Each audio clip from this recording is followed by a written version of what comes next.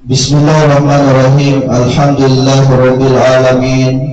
Wassalatu wassalamu ala sayyidina mursalin wa ala alihi wa sahbihi ajmain. Alhamdulillah, kita syukur lagi pada Allah Subhanahu wa taala atas limpah dan kurnianya.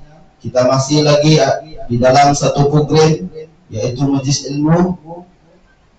Tanyalah Ustaz biar tahu jangan keliru.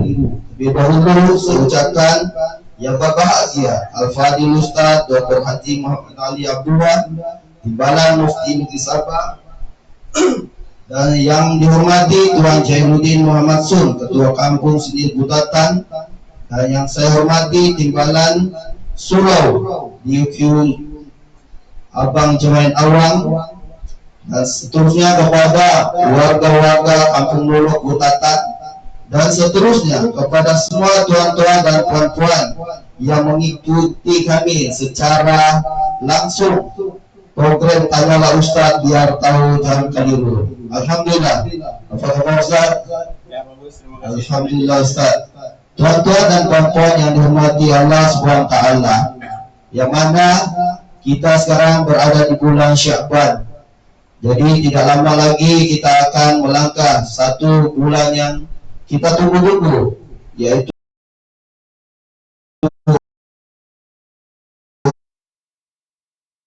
orang muslimin muslimah di seluruh dunia akan tunggu di bulan Ramadan. Jadi untuk makluman semua tuan-tuan dan puan-puan, yang mana kita ada lagi satu lagi program yang kita langsungkan pada satu hari bulan yang kita sambungkan untuk program Tanya Ustaz biar tahu yang keliru, insyaallah ya. Pada malam ini adalah malam yang kedua terakhir insyaallah Ustaz ya. Dan pada tuan-tuan dan puan-puan, bolehlah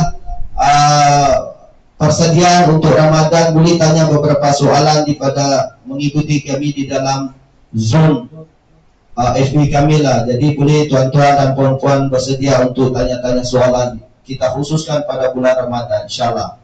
Jadi kita terus sejak kita punya program pada malam ini dengan mukadimah daripada Al-Fadhil untuk pencerahan tersebut. Dengan itu majlis mempersilakan. Tafadhal masykur. Bismillahirrahmanirrahim. Alhamdulillah rabbil alamin.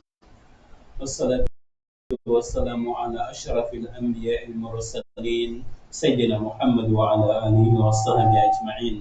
Alhamdulillahilladzi bi ni'matihi tatimmus shalihat wa bi fadlihi tatanazzalu al-barakati wal khairat wa bi tawfiqihi tatahaqqaqul maqasid wal ghayat alladzi hadana li hadha wa ma kunna linahtadiya laula an hadana Allah.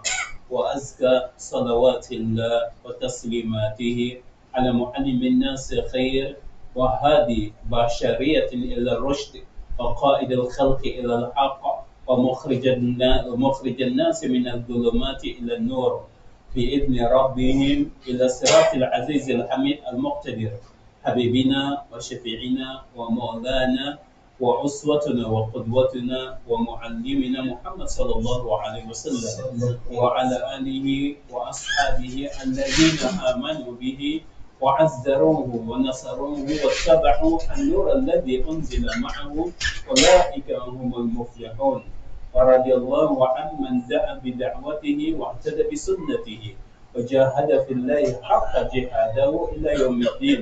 أما بعد, macam mana Tuan Kursi bagusnya? Alhamdulillah. Ya, Tuan Kursi kita ni baru balik daripada KL, Kelangkabut untuk program malam ini. InsyaAllah malam ini kita akan meneruskan program kita Tanya Ustaz, yang mana insyaAllah mungkin minggu hadapan kita akan berada di dalam nisfu Sya'ban, merupakan satu malam yang mana doa tidak ditolak padanya. Begitu juga Ramadan semakin menghampiri kita, maka inilah masa-masa dan saat-saatnya di bulan Sya'ban ini untuk kita memperbanyakkan puasa kita. Sebab Aisyah radhiyallahu anha ada mengatakan, "Ma ra'aitu Rasulullah sallallahu alaihi wasallam istakmala siyami syahrin ila Ramadan wa ma ra'aituhu aktsara siyaman minhu fi Sya'ban. Artinya kata Aisyah, aku tidak melihat Nabi sallallahu alaihi wasallam berpuasa sebulan penuh melainkan dalam bulan Ramadan, dan aku tidak melihat Nabi sallallahu alaihi wasallam memperbanyakkan puasa kecuali dalam bulan Sya'ban. Jadi artinya sini Sya'ban ini merupakan satu bulan permulaan untuk kita menghadapi Ramadan. Jadi di sini disunatkan kita untuk memperbanyakkan puasa kita agar kita nanti mampu untuk menghadapi Ramadan. Takut nanti Ramadan pula kalau baru mau puasa macam-macam penyakit kita keluar. Macam-macam penyakit kita keluar nanti Ramadan. Penyakit gastrik lah, penyakit. Tidak tahulah ni Tuan Najib. Bila mau puasa datang pula penyakit tu. Kan kalau tidak puasa tak datang pula dia. Itu yang pelik tu. Jadi kita kalau boleh bersiap sedia tu antara cara kita untuk menyambut Ramadan ini ialah kita berlatih berpuasa ini, sebab di dalam puasa ini ada dinukilkan oleh Imam Al-Ghazali di dalam kitab Ihya Ulumuddin, ada 3 peringkat orang yang berpuasa. Yang pertama awam, yakni orang awam ni maksudnya dia cuma menahan makan dan minum serta menjaga keperluannya semasa berpuasa. Ini awam. Peringkat yang kedua khusus. Orang yang berada di peringkat yang kedua yang kita namakan khusus ini adalah orang-orang yang di samping menjaga makan dan minumnya serta keperluannya, mereka ini juga menjaga percakapan, menjaga pendengaran, menjaga penglihatan mereka, menjaga tangan daripada melakukan sesuatu yang diharamkan oleh Allah Subhanahu Wa Taala, menjaga kaki daripada berjalan ke tempat-tempat maksiat. Ini kita namakan khusus. Orang-orang yang berada di peringkat ini boleh dikatakan hampir-hampir mencapai puasanya, markah puasanya 80% orang ini, sebab dia menjaga matanya daripada melihat sesuatu yang diharamkan, menahan telinga daripada mendengar sesuatu yang tidak sepatutnya didengar, dan bercakap dengan sesuatu yang dibenarkan oleh syarak sahaja, tidak bercakap di luar yang tidak dibenarkan oleh syarak, artinya perkataan yang sia-sia dan lagha. Manakala di peringkat yang ketiga kita namakan khawas. Khawas ini ialah satu peringkat yang kebiasaannya dilakukan oleh para anbiya dan para rasul, dan kita juga boleh sampai ke tahap ini kalau kita menjaga hati kita, menjaga pemikiran kita semasa berpuasa. Menjaga hati ini sesuatu yang susah. Kita sentiasa menjaga hati kita daripada sifat-sifat yang majmumah, sifat-sifat yang keji. Ini paling susah. Paling susah menjaga hati ini. Dan yang kedua, kita menjaga pemikiran kita, yang mana kita tidak memikirkan melainkan sesuatu yang diredai oleh Allah Subhanahu Wa Taala. Inilah peringkat orang yang berpuasa ini. Itu sebagai permulaan, insya-Allah. Jadi semasa kita berpuasa di dalam bulan Sya'ban ini, kalau boleh kita jaga perkara-perkara yang macam begini agar kita di dalam bulan Ramadan nanti termasuk di dalam golongan khawas kita namakan. Ya, itu. Alhamdulillah, pencerahan sedikit tentang Ramadan ya. Jadi tuan-tuan dan puan-puan, kita sediakan pada 1 hari bulan April pada masa dan sama selepas maghrib kita akan buat nih, kita khusus kepada bab Ramadan ya. Jadi tuan-tuan dan puan-puan bolehlah ajukan soalan tu terus kepada dalam grup DQ, dan juga boleh dia chat dalam FB itulah. Jadi kami boleh ambil insya-Allah. Okey, kita terus saja kepada soalan daripada kaum lelaki ya. Soalan yang ke-68 Al-Fadil. Soalannya seperti berikut. Assalamualaikum warahmatullahi wabarakatuh kepada Al-Fadil Ustaz Dr. Tuan Haji. Soalan saya seperti berikut. antara semua sedekah dan infak, kenapakah dikatakan bahwa sedekah dan infak kepada orang tua paling besar pahalanya, bukan kepada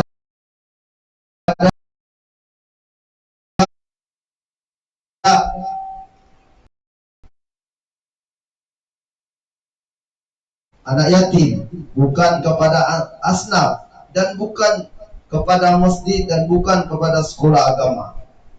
Saya ulang, antara semua sedekah dan infak, kenapakah dikatakan bahwa sedekah dan infak kepada orang tua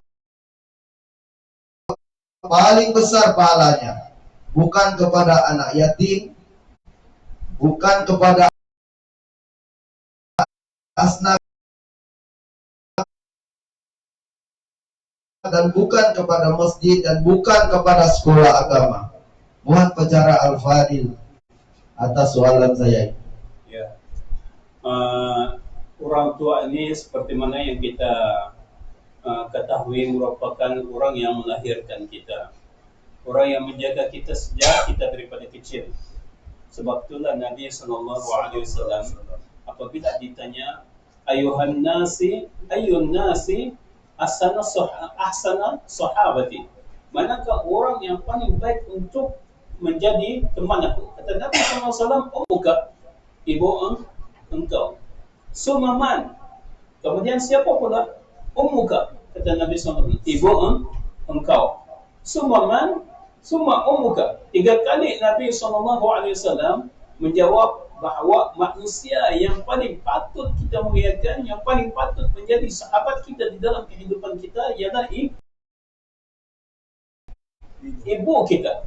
Dan kemudian yang keempat, barulah Nabi SAW menjawab abuka, summa abuka, bapa engkau. Jadi artinya gandingan ibu dan ayah ini merupakan manusia yang paling berharga di dalam kehidupan kita.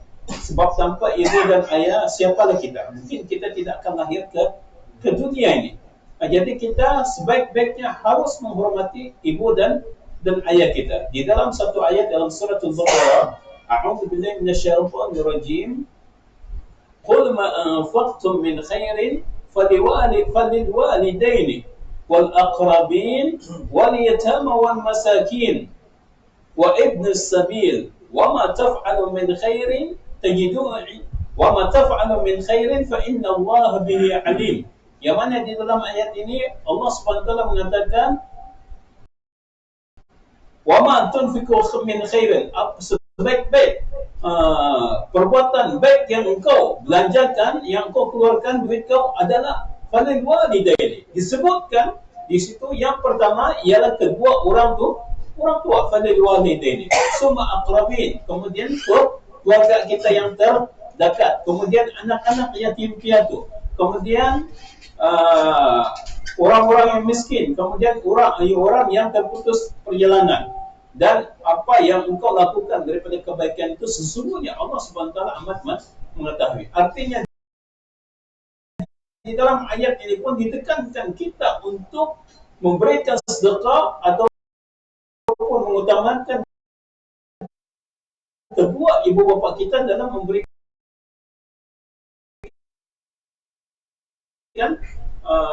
sedekah dan sebagainya. Di dalam hadis Nabi SAW, Nabi SAW yang mana hadis ini merupakan hadis masyhur di kalangan kita. Idza mata ibnu Adam inqata'a amaluhu illa min salasin, sadaqatin jariyah, ilmun yantafi'u bihi, wa waladun salih yad'u bihi. Yang mana apabila mati seorang anak Adam itu, terputuslah segala amalannya melainkan 3 perkara, kata Nabi SAW. Yang pertama sedekah jariah dia semasa dia masih hidup, sedekah yang diberikan kepada orang-orang yang susah, kepada anak-anak yatim piatu, kepada orang-orang yang membutuhkan.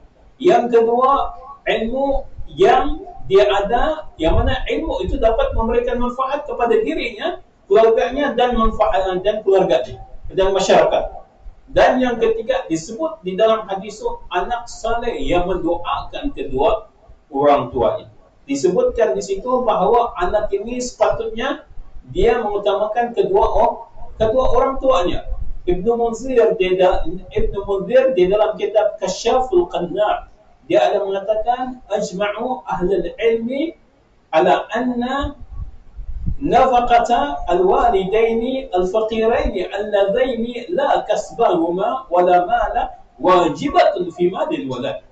Dia mengatakan ulama bersepakat bahawa nafkah kedua orang tua yang susah, yang miskin, yang tidak ada pendapatan dan tidak ada harta, wajib nafkah mereka itu ke atas harta seorang anak.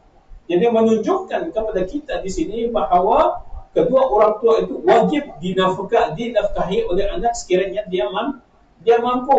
Dan di dalam satu hadis yang lain lagi diriwayatkan oleh Imam Muslim, Nabi SAW bersabda, afdalu sadaqati ala dhi rahim al-kashi, iaitu sebaik-baik sedekah adalah kepada orang yang paling dekat kepada kita. Artinya di situ kedua ibu bapa kita lah. Kan mungkin dia kemudian baru pula adik-beradik kita, keluarga kita dan sebagainya.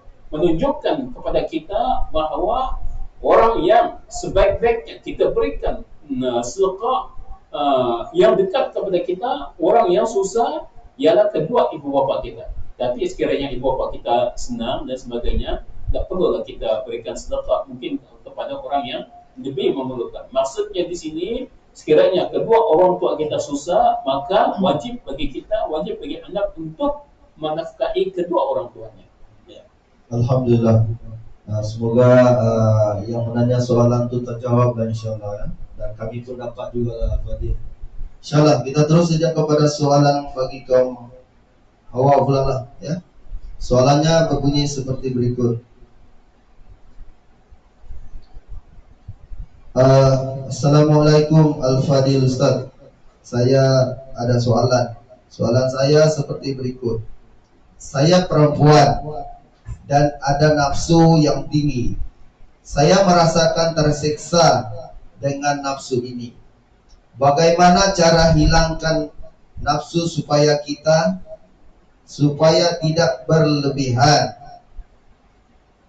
Saya ulang, saya perempuan dan ada nafsu yang tinggi. Saya merasa tersiksa dengan nafsu ini. Bagaimana cara hilangkan nafsu supaya tidak berlebihan? Mohon pencerahan Al-Fatihah.